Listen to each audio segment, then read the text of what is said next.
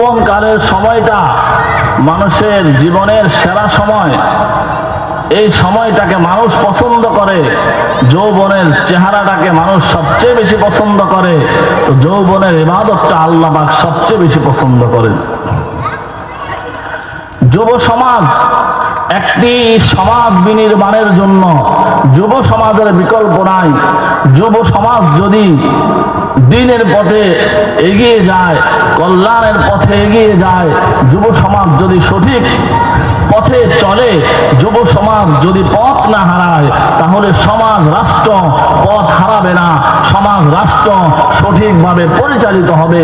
কিন্তু কোন সমাজের যুব সমাজ যদি বিপদগামী হয়ে যায়, যুব সমাজ যদি আল্লাহকে ভুলে যায়, যুব সমাজ যদি নফসের পূজারী হয়ে যায়, যুব সমাজ যদি নষ্ট হয়ে যায়, যুব সমাজ যদি নেশায় হারিয়ে যায়, যুব সমাজ যদি গুনাহে নিমজ্জিত হয়ে যায়, তাহলে ওই সমাজ ধ্বংসের দ্বার প্রান্তে দাঁড়িয়ে যায়।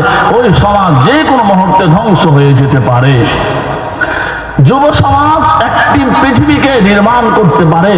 যদি পৃথিবীকে নির্মাণ করতে হয় তাহলে যুব সমাজের প্রয়োজন। যদি পৃথিবীকে ধ্বংস করে দিতে হয় তাহলেও যুব সমাজের প্রয়োজন। আমরা দেখেছি যুগে যুগে যুব সমাজের হাত ধরে পৃথিবী তার ধ্বংস থেকে পরিত্রাণ পেয়ে পৃথিবী দাঁড়িয়ে গিয়েছে, মরা পৃথিবী সজীব হয়ে গিয়েছে। আবার এই যুব সমাজের হাত ধরেই পৃথিবী ধ্বংস হয়ে গিয়েছে। পৃথিবীতে এমন হাজারো নমুনা আছে, হাজারো উদাহরণ আমাদের সামনে আছে যে যুব সমাজ কি করতে পারে। আমরা কিছুদিন আগে দেখেছি বাংলাদেশ পরিবর্তন হয়ে গিয়েছে এই যুব সমাজের হাত ধরে। যুব সমাজের মাধ্যমে, ছাত্র জনতার মাধ্যমে এই দেশে নতুন বাংলাদেশ আমরা পেয়েছি। যুব সমাজ কি করতে পারে তার একটা নমুনা আমরা আমাদের চোখের সামনে দেখতে পেয়েছি। এই যুব সমাজ যদি ইসলামের জন্য দাঁড়িয়ে যায়, এই যুব সমাজ যদি কল্যাণের জন্য দাঁড়িয়ে যায়, এই যুব সমাজ যদি রাসূলুল্লাহ আদর্শে দাঁড়িয়ে যায়, তাহলে এই সমাজ সোনার সমাজ হতে বেশি দিন লাগবে না, বেশি সময় লাগবে না। আজকে যুব সমাজ অমুকের আদর্শ, তমুকের আদর্শ, বিভিন্ন মানুষের আদর্শের পেছনে দৌড়ায়। আদর্শের পেছনে দৌড়াতে দৌড়াতে যুব সমাজ তার যৌবন শেষ করে দিচ্ছে, জীবন শেষ করে দিচ্ছে। কিন্তু যুব সমাজের কোনো লাভ হচ্ছে না, সমাজের কোনো লাভ হচ্ছে না, যুবকের কোনো লাভ হচ্ছে না। অমুকের পেছনে দৌড়িয়ে দৌড়িয়ে জীবন শেষ করছে, মাদকের পেছনে জীবন শেষ করছে। যুব সমাজ নিজেও শেষ করছে, সমাজকে শেষ করছে, রাষ্ট্র শেষ করছে। কিন্তু ওই যুব সমাজ যদি মুহাম্মদ রাসূলুল্লাহ সৈনিক হয়ে যায়, অমুকের সৈনিক না হয়ে, তমুকের সৈনিক না হয়ে, তারা যদি মুহাম্মদ রাসূলুল্লাহ সৈনিক হয়ে যায়, তাহলে এই যুব সমাজ সোনার সমাজে পরিণত হয়ে যাবে। এই যুব সমাজ যুব সমাজে পরিণত হয়ে যাবে। আমরা দেখেছি রাসূলুল্লাহ সাল্লাল্লাহু আলাইহি ওয়াসাল্লাম যে সমাজের মধ্যে এসেছিলেন, ওই সমাজটা থেকে বলা হয় জাহিলি সমাজ, অন্ধকারে নিমজ্জিত সমাজ। ওই সমাজের মধ্যে ভালো মন্দের কোনো পার্থক্য ছিল না, ভালো মন্দের মধ্যে পার্থক্য করার মতো কিচ্ছু ছিল না, ভালো মন্দ বলতে কিছু ছিল না। যে যা পারত তাই করত। সেখানের মধ্যে ভালো কি খারাপ কি কোনো বাদ বিচার ছিল না। জেনা ব্যভিচার খারাপ এমন কোনো খারাপ কিছু ছিল না, যে খারাপ ওই সমাজের মধ্যে প্রচলন ছিল না।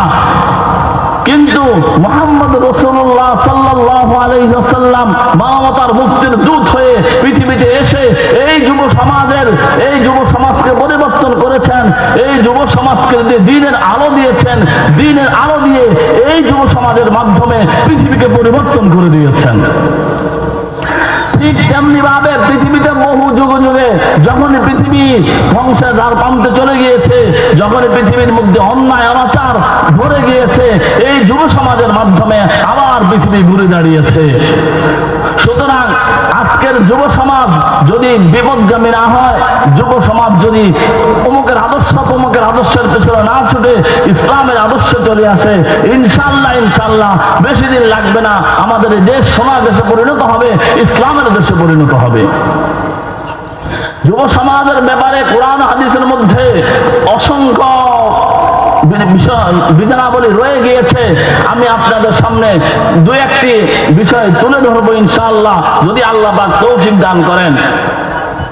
সূরাতুল কাহফের মধ্যে 13-14 নম্বর আয়াত আল্লাহ পাক বলেন, ইন্নাহুম ফিতয়াতুন আমানু বিরাব্বিহিম ওয়া জিদনাহুম হুদা ওয়া রাবাতনা আলা কুলুবিহিম ইয ক্বামু ফাকালু রাব্বুনা রাব্বুস সামাওয়াতি ওয়াল আরদ লান নাদ'ুয়া মিন দুনিহি ইযান কুলনা ইযান শাতাতা। আল্লাহ পাক বলেন ইন্নাহুম ফিতয়াতুন, আসহাবে কাহফের যুবকদের কথা আল্লাহ পাক আলোচনা করছেন যে তারা ছিল কিছু নওজোয়ান, কিছু যুবক। ইন্নাহুম ফিতয়াতুন আমানু বিরাব্বিহিম, তারা তাদের রবের প্রতি ঈমান এনেছে। ওয়া জিদনাহুম হুদা, আল্লাহ পাক বলেন আমি তাদের হেদায়েতের শক্তি বৃদ্ধি করে দিয়েছি, আমার পথে চলার শক্তি বৃদ্ধি করে দিয়েছি। হযরত ঈসা আলাইহিস সালাতু ওয়াস সালামের পরে একটা জামানা এমন এসেছে যে জামানার মধ্যে মানুষ মূর্তি পূজার মধ্যে লিপ্ত হয়ে গিয়েছে। তৎকালীন বাদশা নিজে খোদা দাবি করেছে, মানুষকে বলেছে তোমরা আমাকে মানো, আমাকে খোদা মানো, আমার ইবাদত করো, আমি যা বলি তাই করো। তাদের সেই আল্লাহ পাকের অস্বীকার শিরকের এই মহামারীর মধ্যে 7 জন যুবক দাঁড়িয়ে গেল, যারা ইসলামের আলোকে আলোকিত হয়ে ঈমান নিয়ে আসলো। হযরত ঈসা আলাইহিস সালাতু ওয়াস সালাম ধর্মের প্রতি ঈমান আনলো, আল্লাহ পাকের প্রতি ঈমান আনলো। ঈমান আনার পরে তারা যখন দাঁড়িয়ে গেল বাদশার সামনে দাঁড়িয়ে তারা বলল যে আমরা আল্লাহর প্রতি ঈমান আনি, আমরা দুনিয়ার কোনো গায়রুল্লাহর প্রতি ঈমান আনি না, আল্লাহ ছাড়া কারোর প্রতি আমরা বিশ্বাস করি না।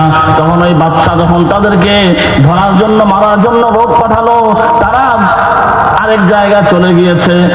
তারা গিয়ে একটা গুহায় আশ্রয় নিয়েছে। ওই গুহায় আশ্রয় নেওয়ার পরে তারা দীর্ঘকাল ঘুমিয়েছিলেন 309 বছর। আল্লাহ পাক কোরআনে বলেছেন এই যুবকদের আলোচনা, লম্বা আলোচনা করার পরে আল্লাহ পাক বলেন এই যুবকের মাধ্যমে একটা সমাজ পরিবর্তন হয়ে গিয়েছে। সেই যুবকরা হচ্ছে আসহাবে কাহফের যুবক। যখন পুরা সমাজ শিরকের মধ্যে লিপ্ত হয়ে গিয়েছে, তখন এই 7 জন যুবক পুরা সমাজের বিরুদ্ধে যখন দাঁড়িয়ে গেল, তখন সেই সমাজের মধ্যে আল্লাহ পাক তাওহীদের আলো জ্বালিয়ে দিয়েছেন। পুরো একটা সমাজের বিরুদ্ধে গিয়ে কিছু যুবক যখন আল্লাহ পাকের তাওহীদে ঈমানে দাঁড়িয়ে গেল, পুরো সমাজের মধ্যে আল্লাহ পাক তাওহীদের আলো জ্বালিয়ে দিয়েছেন। ইসলামের ইতিহাসে বহু যুবকদের কোরবানির ইতিহাস আছে। ইসলামের ইতিহাসে যুবকদের মাধ্যমে ইসলামের মধ্যে বিজয় হয়েছে। এই যুবকদের মাধ্যমে আমরা ইতিহাসের পাতা খুললে দেখবেন হযরত উকবা ইবনে নাফি রাদিয়াল্লাহু আনহু 22 বছর বয়সে মদিনা থেকে সুদূর আফ্রিকা চলে গিয়েছেন। আফ্রিকা যাওয়ার পরে 40 বছর উকবা ইবনে নাফি আফ্রিকায় ইসলামের দাওয়াত দিয়েছেন। পুরা আফ্রিকা ইসলামের দাওয়াত দেওয়ার পরে, আফ্রিকা বিজয় করার পরে, আফ্রিকায় আল্লাহ পাকের দ্বীন পৌঁছানোর পরে, দ্বীন প্রতিষ্ঠিত করার পরে তিনি আফ্রিকার পশ্চিম পাশে আটলান্টিক মহাসাগর, এত বড় মহাসাগর যে মহাসাগর পাড়ি দিতে, বিমানে পাড়ি দিতে 8 ঘন্টা সময় লাগে। আমাদের দেশ থেকে সৌদি আরব যাতে 6 ঘন্টা সময় লাগে, আর আটলান্টিক মহাসাগর পুরো বিমান দিয়ে পাড়ি দিতে 8 ঘন্টা সময় লাগে। ওই আটলান্টিক মহাসাগরের পরে হচ্ছে আমেরিকা। তিনি আটলান্টিক মহাসাগরের পাড়ে এসে তার ঘোড়াকে মাথা পর্যন্ত পানির মধ্যে নামালেন, নিজেও হাঁটু পর্যন্ত পানিতে নামলেন। নামার পরে বললেন আল্লাহুম্মা লাউ আন্নী আ'লামু আন্না ওয়ারাহু আহাদা, হে আল্লাহ আমি যদি জানতাম যে এই আটলান্টিক মহাসাগরের পরেও একজন মানুষ আছে, আমি আমার জীবনের বিনিময়ে হলেও এই আটলান্টিক মহাসাগর পাড়ি দিয়ে ওই ব্যক্তির কাছে তোমার দাওয়াত পৌঁছে দিতাম। কিন্তু আমি তো মানুষদের কাছে জিজ্ঞাসা করেছি, আফ্রিকার মানুষ আমাকে বলেছে আটলান্টিক মহাসাগরের পরে কোনো মানুষ নাই, শুধুই পানি আর পানি, এই কারণে আমি যাচ্ছি না। কিন্তু যদি আমি জানতাম একজন মানুষ আটলান্টিক মহাসাগরের ওপারে আছে, তাহলে আমি জীবন বাজি রেখে আটলান্টিক মহাসাগর পাড়ি দিয়ে তার কাছে দ্বীনের দাওয়াত নিয়ে চলে যেতাম। এই উকবা ইবনে নাফি যখন এই কথা বলছেন, আল্লাহ আমি যদি জানতাম আটলান্টিক মহাসাগর সাগরের ওপারে মানুষ আছে, তাহলে আমি যেতাম। তখন ওনার বয়স চলে 62, 22 বছর বয়সে মদিনা থেকে তিনি চলে গিয়েছেন সুদূর আফ্রিকায় দিনের দাওয়াত দেওয়ার জন্য। 40 বছর দাওয়াত দেওয়ার পরে তিনি একথা বলেছেন, এখনো আফ্রিকার পূর্ব পাশে জাবালে আসেফ নামে একটা জায়গা আছে, বর্তমানে উজবেকিস্তানের মধ্যে পড়েছে। সেখানে এখনো গেলে দেখবেন উকবা ইবনে নাফের কবর রয়ে গেছে। আপনি জর্ডানে গিয়ে দেখবেন হযরতে আব্দুল্লাহ বিন রাওয়াহা, যায়েদ ইবনে হারেসা কবর রয়ে গেছে। ইস্তাম্বুলে গিয়ে দেখবেন আবু আইয়ুব আনসারী কবর রয়ে গেছে। বসরায় গিয়ে দেখবেন আব্দুল্লাহ ইবনে মাসউদের কবর রয়ে গেছে। আনাস ইবনে মালিকের কবর রয়ে গেছে। কুফায় গিয়ে দেখবেন আলীর কবর রয়ে গেছে। সুদূর উজবেকিস্তান গিয়ে দেখবেন রাসূল কারীম সাল্লাল্লাহু আলাইহি সাল্লামের এক সাহাবী উসাম ইবনে আব্বাস, তার কবর রয়ে গেছে। আপনি সিরিয়ায় গিয়ে দেখবেন ফজল ইবনে আব্বাসের কবর রয়ে গেছে। আপনি মক্কা থেকে 90 কিলোমিটার দূরে তায়েফ, জমিন থেকে 6000 ফিট উপরে তায়েফে গিয়ে দেখবেন আব্দুল ইবনে আব্বাসের কবর রয়ে গেছে। এভাবে সারা দুনিয়া ছড়িয়ে ছিটিয়ে আছে আল্লাহ রাসূলের নওজোয়ান সাহাবায়ে কেরামের কবর। তারা পৃথিবীকে ছড়িয়ে দিয়েছেন। তাদের জীবনের বিনিময়ে এই পুরা পৃথিবীতে ইসলাম এসেছে। তাদের জীবনের বিনিময়ে, তাদের দাওয়াতের বিনিময়ে বাংলাদেশে ইসলাম এসেছে, ঢাকায় ইসলাম এসেছে, উত্তরা দিয়ে বাড়িতে ইসলাম এসেছে। আমরা যে ইসলামের কথা বলছি, এটা আল্লাহ রাসূলের হাজারো নওজোয়ান সাহাবীর জীবনের কোরবানির বিনিময়ে ইসলাম এসেছে। ইসলাম কোনো পানির স্রোতে ভেসে আসে নাই, ইসলাম রক্তের স্রোতে ভেসে এসেছে।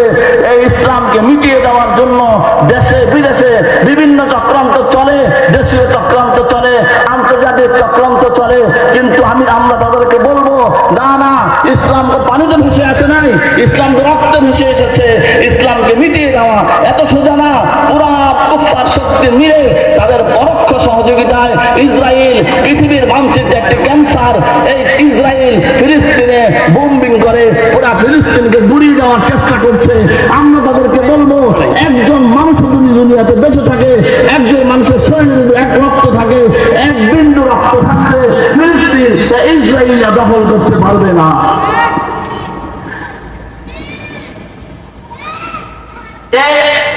পুরা বিশ্বের মূল জাতিসংঘ, পশ্চিমা দুনিয়া আমাদের মানবাধিকার শিখায়।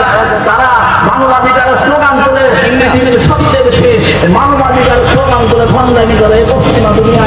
এই জাতিসংঘ আমাদের দেশে মানবাধিকারের দোকান খুলতে চায়, অফিস খুলতে চায়। আমরা তাদেরকে বলবো, ফিলিস্তিনের গাজার মানুষদের মানবাধিকার কোথায়? রাফার মানুষদের মানবাধিকার কোথায়? তোমাদের যদি মানবাধিকারের দোকান খুলতে হয়, তাহলে গাজায় গিয়ে দোকান খোলো। বাংলাদেশে তোমাদের মানবাধিকার দোকান খোলার প্রয়োজন নাই। দেখি তোমাদের বুকে কতটুকু পারো, দেখি তোমাদের ভণ্ডামি কতটুকু। যদি পারো, সে গাজায় গিয়ে মানবাধিকারের দোকান দাও। এই পশ্চিমা দুনিয়ার পশ্চিমা সভ্যতার সয়লাম, পশ্চিমা আগ্রাসনে আর পুরা দুনিয়া ছেড়ে গেছে। আজকের যুব সমাজ, আজকের নারী, আজকের পুরুষ, আজকের বৃদ্ধ সবাই পশ্চিমাদের জালে আটকে গেছে। এই পশ্চিমারা আমাদেরকে তাওহীদ থেকে দূরে সরিয়ে আমাদেরকে বস্তুবাদের মধ্যে নিয়ে এসেছে। আল্লাহর গোলামি থেকে দূরে সরিয়ে তারা আমাদেরকে নফসের পূজারী বানিয়ে দিয়েছে। আমাদের নারীদেরকে উলঙ্গ করেছে, আমাদের মানবাধিকার হরণ করেছে। পশ্চিমা দুনিয়া আমাদের ঈমান হরণ করেছে, দুনিয়া শেষ করেছে, আখিরাত শেষ করেছে। এর পরেও কবে আমরা পশ্চিমাদের ধোঁকা বুঝবো? ওই পশ্চিমা দুনিয়া সবচেয়ে বেশি নারী অধিকারের কথা বলে, কিন্তু আজ পর্যন্ত আমেরিকাতে কোনো নারী প্রেসিডেন্ট বানানো হয় না। আমরা কিছুদিন আগে দেখলাম কমলা হ্যারিস আমেরিকার নারী প্রধান প্রেসিডেন্ট পদপ্রার্থী, তাকে তারা আমেরিকার মানুষ প্রধানমন্ত্রী প্রেসিডেন্ট বানায় নাই। এর আগে হিলারি ক্লিন্টনকে বানায় নাই। আমেরিকার ইতিহাসে কোনো নারীকে তারা প্রেসিডেন্ট হিসেবে গ্রহণ করে নাই। অর্থাৎ তারা নিজেরা নারীদেরকে গ্রহণ করতে রাজি না, কিন্তু সারা বিশ্বে তারা নারী অধিকার স্লোগান দিয়ে নারীদেরকে তারা উপরে উঠাইয়া নারীদেরকে তারা ক্ষমতার মসনদে নিয়ে এসেছে। তারা আমাদেরকে ধোঁকা দেওয়ার জন্য। এরপরেও যদি মুসলমান পশ্চিমাদের ধোঁকা না বুঝো, পশ্চিমাদের এই ভণ্ডামি না বুঝো, তাহলে কবে বুঝবে মুসলমান? এই জন্য যুবক ভাইদেরকে বলবো, পশ্চিমাদের ধোঁকা, পশ্চিমাদের এই উন্নতির চাকচিক্য দেখে তুমি ধোঁকা খেও না। এগুলা ধোঁকা। পশ্চিমাদের পুরা পশ্চিমা সভ্যতা মিথ্যার উপরে দাঁড়িয়ে আছে, ধোঁকার উপরে দাঁড়িয়ে আছে, আল্লাহর অবিশ্বাসে দাঁড়িয়ে আছে। পশ্চিমা সভ্যতার জন্ম হয়েছে আল্লাহ পাককে খোদাইকে অস্বীকারের মাধ্যমে এবং মিথ্যার উপরে মিথ্যার মাধ্যমে। সুতরাং তুমি যদি এই পশ্চিমার পেছনে পড়ো তাহলে তোমার দুনিয়া ধ্বংস হয়ে যাবে, আখিরাত ধ্বংস হয়ে যাবে। এই জন্য প্রিয় নওজোয়ান ভাইদের প্রতি আমাদের আহ্বান থাকবে, তোমরা ইসলামে ফিরে আসো। ইসলামই তোমাদের সবচেয়ে নিরাপদ জায়গা। ইসলামের ফিরে আসলে তোমরা সঠিক দিন পাবে, সঠিক জীবন আদর্শ খুঁজে পাবে, শান্তির জীবন খুঁজে পাবে।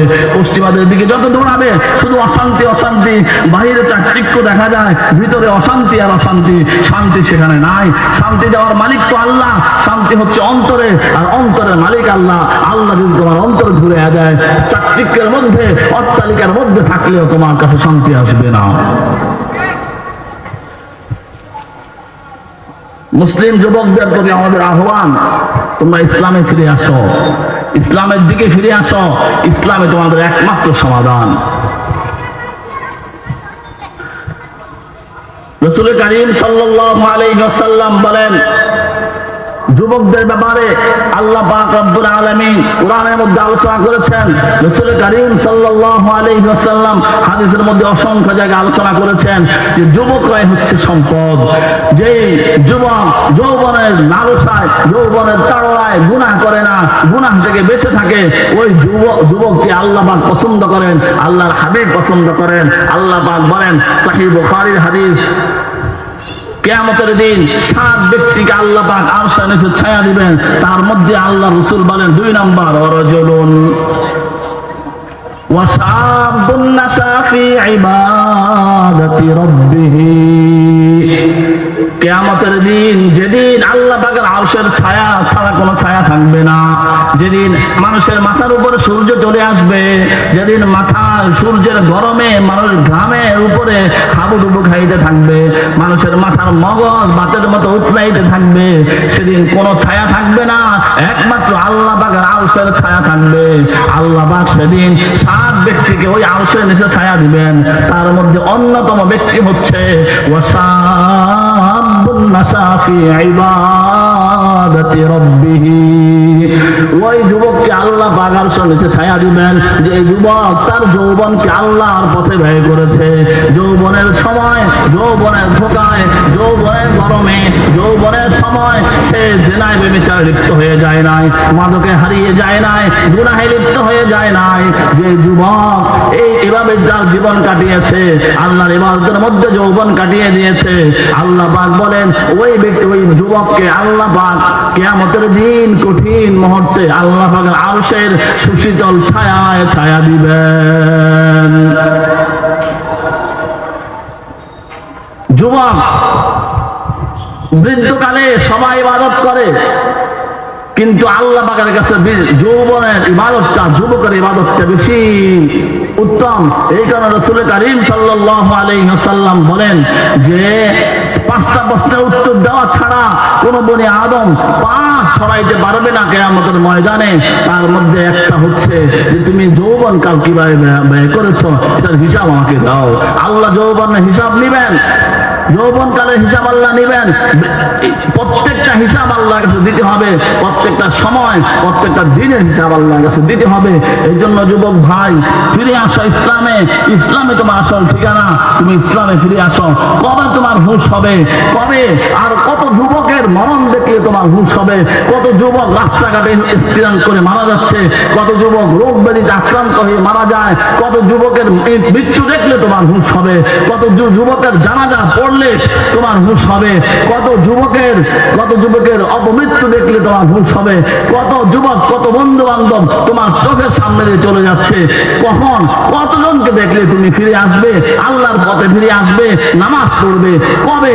এই দুনিয়া থাকার জায়গা না। দুনিয়া যা দেখছো দেখছ, এটা এটা শুধুই মরিচিকা, ধোঁকা, মায়াজাল। এই দুনিয়া এটা ধোঁকার একটা মায়াজাল, একটা মরিচিকা। এই দুনিয়ার ধোঁকায় পড়ে তুমি মনে করছো অনেকদিন বাঁচবা। না বন্ধু, না। তুমি আল্লাহর ইবাদত করলেও মরে যাইবা, আল্লাহর ইবাদত না করলেও মরে যাইবা। এই দুনিয়া থাকার জায়গা না, দুনিয়া কাউকে রাখে না। এই দুনিয়া বড় নিষ্ঠুর, এই দুনিয়া কাউকে রাখে না। বহু যুবককে মাটির নিচে দাফন করে ফেলা হয়েছে, বহু নারীকে, বহু সুন্দরী নারী মাটির নিচে দাফন হয়ে গেছে, বহু অট্টালিকার মালিক মাটির নিচে দাফন হয়ে গেছে, বহু ক্ষমতাশীল মাটির নিচে দাফন হয়ে গেছে। মাটি তাকে সম্পূর্ণ শেষ করে দিয়েছে। কিচ্ছু নাই, কিচ্ছু নাই, কিচ্ছু নাই। কবে তোমার হুঁশ হবে ভাই? হে বন্ধু, ফিরে আসো। কবে তুমি ফিরে আসবে? আর কত যুবক তোমার সামনে মরলে, কত যুবকের জানাজা পড়লে তুমি হুঁশ হবে, তুমি ফিরে আসবে। তোমার প্রতি আমাদের করজোড়ে আহ্বান, তুমি কবে আসবা? এখনো সময় আছে। ফিরে আসো বন্ধু, ফিরে আসো।